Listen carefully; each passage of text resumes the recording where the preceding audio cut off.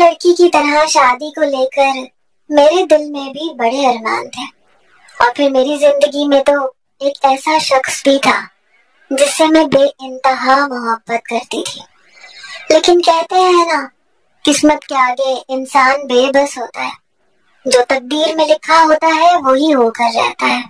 میرے ساتھ بھی بس تقدیر نے ایک کھیل کھیلا تھا، اور میرے سارے خواب ریزہ ریزہ ہو گئے تھے۔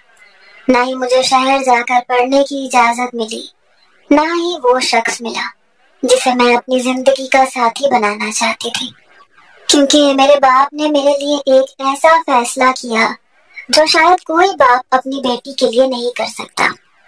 کتنی ہی دیر تک مجھے اپنی سماعتوں پر بھروسہ نہیں ہوا تھا۔ ابا کی بات سن کر میں حیران پریشان اسے تک رہی تھی۔ مجھے یقین ہی نہیں آ رہا تھا کہ میرا باپ دولت حاصل کرنے کی خاطر میری شادی ایک 10 سالہ بچے سے کرنے کا سوچ سکتا ہے۔ میں نے اماں کی طرف دیکھا تو ان کی آنکھوں میں نمی اور چہرے پر بے چارگی چھائی ہوئی تھی۔ میں جانتی تھی وہ بھی ابا کی سخت گیر طبیعت کی وجہ سے خاموش رہنے پر مجبور ہے، لیکن میں خاموش نہیں تھی۔ میں نے ابا سے کہا کہ ابا، یہ تم کیا کہہ رہے ہو؟ یہ بھلا کیسے ہو سکتا ہے؟ عثمان مجھ سے پورے 20 سال چھوٹا ہے۔ دوسری بات، وہ تو بالکل پاگل ہے۔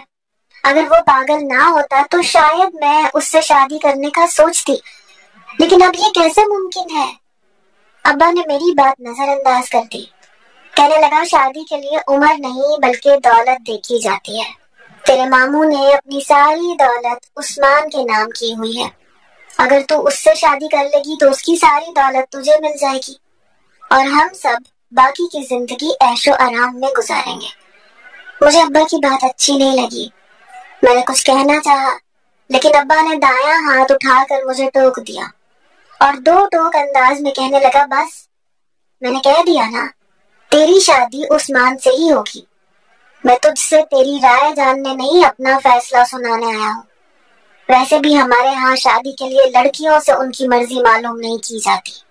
اتنا کہنے کے بعد ابا میرے کمرے سے باہر چلا گیا، جبکہ اماں وہیں کھڑی بے بسی کی تصویر بنی رہی۔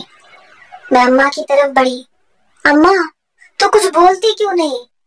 اماں نے دوپٹے کا پلو اپنے منہ پر رکھا اور روتے ہوئے کہنے لگی، لائبہ، میں نے تیرے ابے کو سمجھانے کی بہت کوشش کی ہے، لیکن اس نے پہلے کبھی کسی کی سنی ہے جو آج سنے گا؟ میں مجبور ہوں، مجھے معاف کر دے۔ تیرے باپ نے مجھے دھمکی دی ہے کہ اگر تیری شادی عثمان سے نہ ہوئی تو وہ مجھے طلاق دے دے گا۔ اب اس عمر میں طلاق لے کے میں کہاں جاؤں گی؟ بس تو راضی ہو جا۔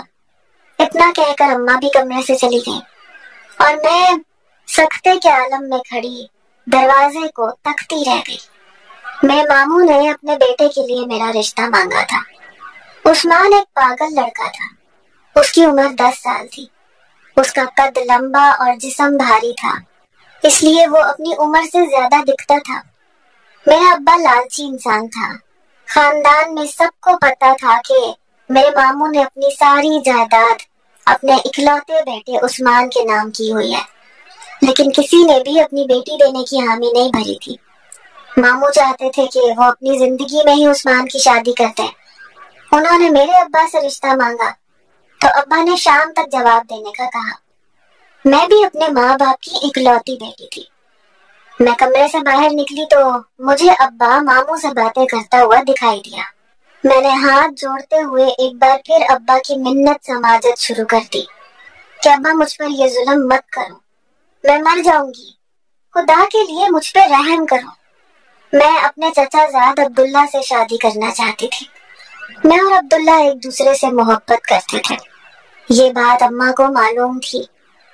ابا نے گھور کے مجھے دیکھا اور ایک زوردار تھپڑ میرے منہ پہ مار دیا۔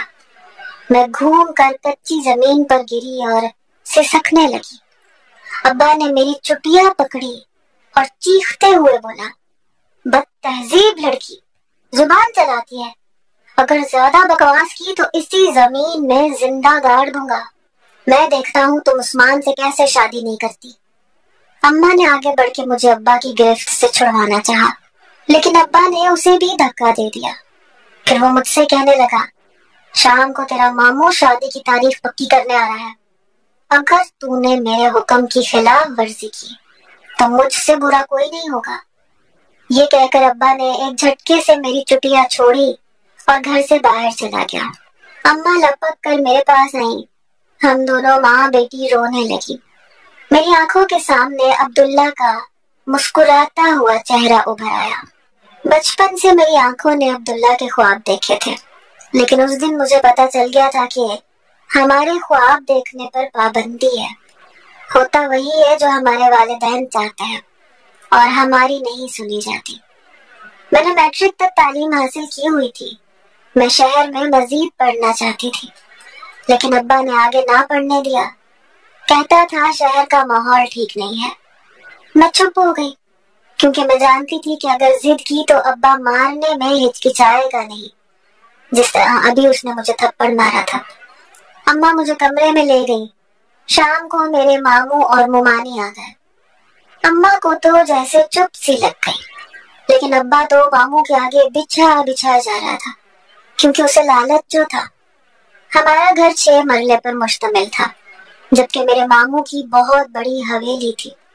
उसके बाद वो हवेली उस्मान के नाम होना थी, इसीलिए अब्बा बहुत खुश था। अब्बा ने अम्मा से कहा कि सकीना जाके लाइबा को लेके आ। अम्मा मुझे रहने कमरे में आ गई। थोड़ी देर पहले ही वो मुझे पहनने के लिए जोड़ा देकर गई थी, जिसे मैंने जेबतन किया हुआ था। अम्मा की आंखों से आंसू जारी थे। उसने मुझ पर एक चादर डाली और बाहर ले आई और उनके दरमियान बिठा दिया। मेरी मुमानी ने माशाअल्लाह कहते हुए अपने साथ लगाया। अब्बा और मामू ने मिल बैठकर मेरी और उस्मान की शादी की तारीख तय कर दी। शादी 2 दिन बाद रखी गई थी। मैं अपने कमरे में बिस्तर पर गिरकर फूट फूट कर रो दी। मुझे अब्दुल्ला का ख्याल आ रहा था। जब उसे पता चलेगा कि मेरी शादी मेरे कजन से जो ज़हनी तौर पर पागल है उससे हो रही है, तो उसका क्या हाल होगा। खैर, अब्दुल्ला को मेरी शादी का पता चल गया था। अब्बा उस वक्त खेतों में था जब अब्दुल्ला हमारे घर की दीवार कूद कर आया। वो बहुत अफसुर्दा और परेशान था। मैंने उसे देखा तो मैं भी परेशान हो गई। अब्दुल्ला कहने लगा, लाइबा ये मैंने क्या सुना है, तुम उस्मान से शादी कर रही हो। कह दो ये झूठ है। मैंने रोते हुए कहा, अब्दुल्ला ये सच है, मैं नहीं कर सकती। मैंने अब्बा को रोकने की कोशिश की है, लेकिन वो नहीं मान रहा। तुम यहाँ से जाओ, अगर अब्बा आ गया तो वो तुम्हारे साथ अच्छा सलूक नहीं करेगा। अब्दुल्ला ने मुझे मशवरा दिया कि लाइबा अगर तुम मुझसे मोहब्बत करती हो तो आओ हम गांव से भाग जाते हैं, शहर जाके निकाह कर लेते हैं, फिर तुम्हारा बाप हमारा कुछ नहीं बिगाड़ सकेगा। अब्दुल्ला की बात ने मुझे दहला दिया। मैंने नफी मिसालें लाते हुए कहा कि नहीं अब्दुल्ला, मैं ऐसा कदम नहीं उठा सकती। मैं अपनी मोहब्बत तो कुर्बान कर सकती हूँ, लेकिन माँ बाप का सर नहीं झुका सकती। मैं तुमसे इल्तिजा करती हूँ, तुम मुझे माफ कर देना, मैं तुम्हारी नहीं हो सकी। अब्दुल्ला अफसुर्दा सा वहां से चला गया और मैं फूट फूट कर रो दी। 2 दिन बाद मेरी शादी उस्मान से हो गई। निकाह नामे में मामू ने हवेली मेरे नाम कर दी थी। इसके अलावा 10 तोले सोना भी डाला था। मेरा बाप तो बहुत ही खुश था, उसके तो पांव जमीन पर नहीं टिक रहे थे, लेकिन मेरी माँ बहुत अफसुर्दा थी। मेरी नजर में ये शादी नहीं बल्कि सौदेबाजी थी। गांव में रहने वाली लड़कियों की शादियां ऐसे ही होती थी। मैं दुल्हन बनी बैठी उस्मान का इंतजार कर रही थी। मेरा वजूद बेजान था। मेरी आंखों के सामने बार बार अब्दुल्ला का अफसुर्दा चेहरा आ जाता था। कुछ दिन पहले ही मैं अब्दुल्ला से मिली थी। अब्दुल्ला ने कहा था कि मेरे पास इतने पैसे जमा हो गए हैं कि अब मैं तेरा रिश्ता तेरे माँ बाप से मांग सकता हूँ। मैं अगले हफ्ते अपने घर वालों को तेरे रिश्ते के लिए भेज रहा हूँ। तेरा अब्बा और अम्मा मेरे बारे में पूछे तो सोचे समझे बगैर हाँ कर देना। उसकी बात पर मैं खिलखिला कर हंसती थी। मैंने शरारतन कहा था कि मैं तो इनकार करूंगी। फिर मैं भाग गई थी और अब्दुल्ला मुझे आवाजें देता रह गया था, जो इस वक्त मेरी समाअत में गूंज रही थी। मैं बहुत खुश थी कि अब्दुल्ला मेरा हमसफर बनेगा, लेकिन किस्मत में क्या लिखा है ये कोई भी नहीं जान सकता। मुझे खौफ भी आ रहा था, क्योंकि पागलों का कुछ पता नहीं चलता। وہ اپنے پاگل پن میں کوئی بھی چیز اٹھا کر مار دیتے ہیں۔ دروازہ کھلنے کی آواز میری سماعت میں پڑی تو میں سمجھ گئی کہ پاگل عثمان آ گیا ہے۔ میں نے نظریں نہ اٹھائی، بیڈ پر بچھی پھولوں والی چادر کو گھورتی رہی۔ عثمان بیڈ کے قریب آ کر کھڑا ہو گیا۔ میرے دل میں خوف اور ڈر تھا، لیکن میں نے کنکھیوں سے اسے دیکھا۔ وہ مسکراتا ہوا مجھے یوں دیکھ رہا تھا جیسے اس نے عورت پہلی بار دیکھی ہو۔ میں نے دل ہی دل میں اسے کوسا۔ اچانک عثمان نے چھلانگ لگائی اور جوتوں سمیت بیڈ پہ چڑھ کے میرے سامنے بیٹھ گیا۔ اس کی یوں چھلانگ لگانے پر میرے منہ سے خوف سے چیخ نکل گئی۔ وہ پاگلوں جیسی شکلیں بنا بنا کر مجھے چڑھانے لگا۔ میں ایک ہی پوزیشن میں بیٹھے بیٹھے تھک گئی تھی، یوں لگ رہا تھا جیسے کمر اکڑ گئی ہو۔ میں سونا چاہتی تھی، لیکن مجھے نہیں لگتا تھا کہ میں پاگل شوہر کی وجہ سے سو پاؤں گی۔ اسے شکلیں بناتا دیکھ کر میری ہنسی نکلتے نکلتے رہ گئی تھی، اگر میں خود پر قابو نہ پاتی تو۔ بالآخر جب عثمان تھک گیا تو سو گیا۔ میں بیڈ پر بیٹھی لمبے لمبے سانس لیتی ہوئی اسے ہی دیکھ رہی تھی۔ میں نے گھڑی کی طرف دیکھا تو رات کے 12 بج رہے تھے۔ میں رخصت ہو کر رات کے 9 بجے سسرال آئی تھی۔ تھکن کے مارے مجھے بھی نیند آ رہی تھی۔ شادی کی پہلی ہی رات میں نے سوتے اور جاگتے ہوئے گزاری تھی۔ ایسا لگتا تھا جیسے روح کہیں ہو اور جسم کہیں اور۔ عام لڑکیوں کی طرح میری سہاگ رات حسین رات نہیں تھی۔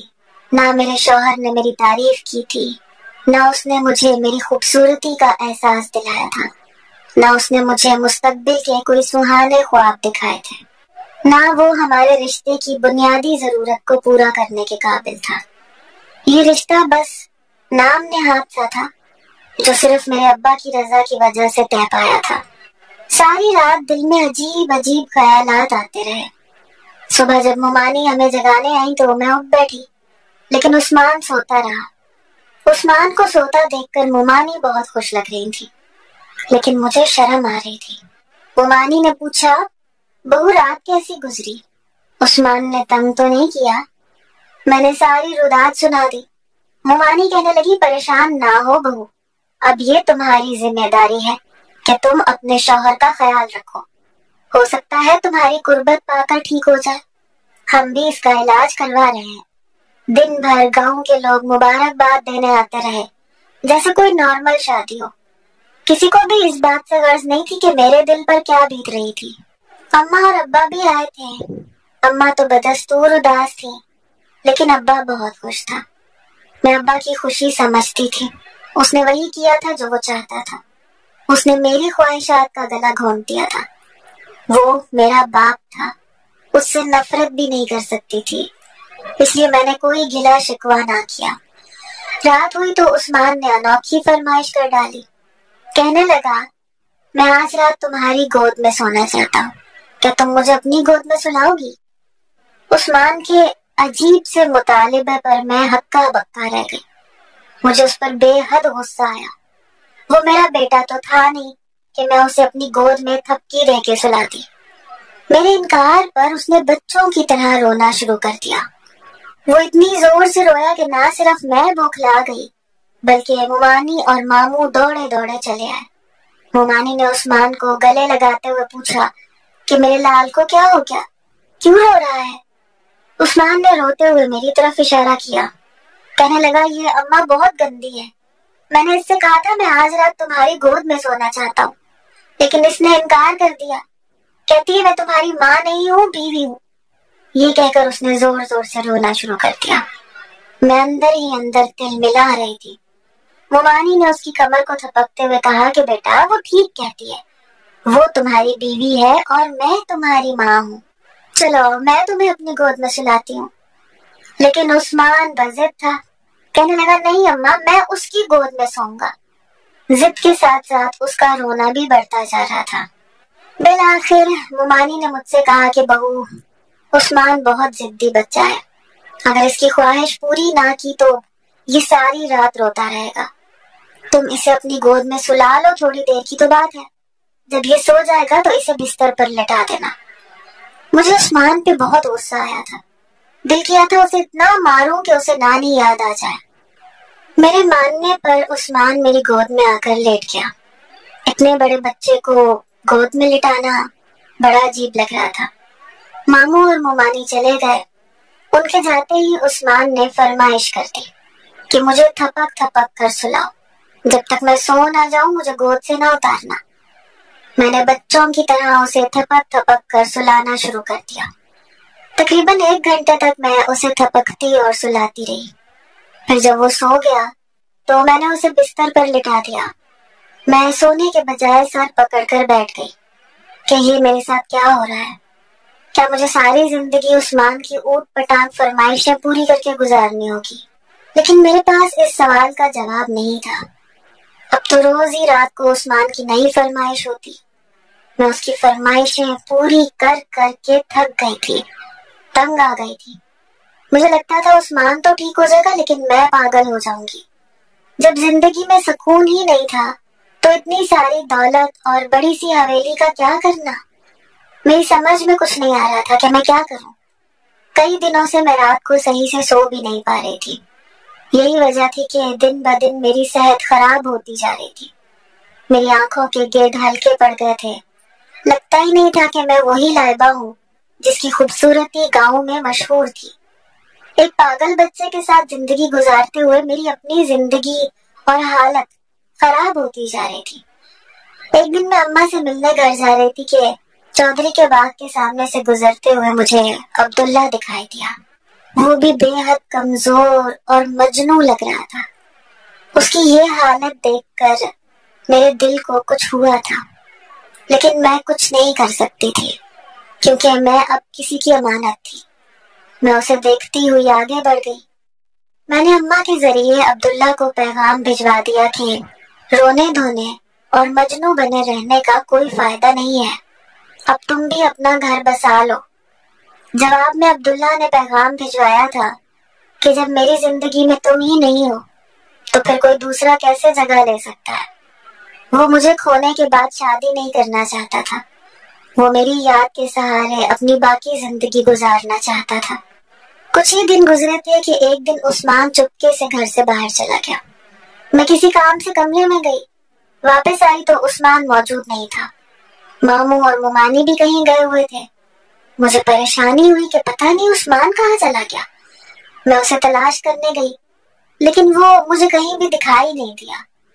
میں پریشان ہو کر گھر آ گئی تو عثمان گھر میں موجود تھا۔ غصے سے میرا برا حال تھا۔ میں نے اسے پوچھا کہاں چلے گئے تھے تو عثمان نے معصوم سی شکل بناتے ہوئے پوچھا کہ کیا تم میری ماں ہو جو مجھ سے پوچھ رہی ہو؟ اس کے یہ کہنے پر میں دل ملا کے رہ گئی۔ میں کہنے لگی میں تمہاری بیوی ہوں۔ جواب میں اس نے کہا تو بیوی ہو تو بیوی بن کے رہو، میری ماں نہ بنو، میری مرضی، میں جہاں بھی جاؤں۔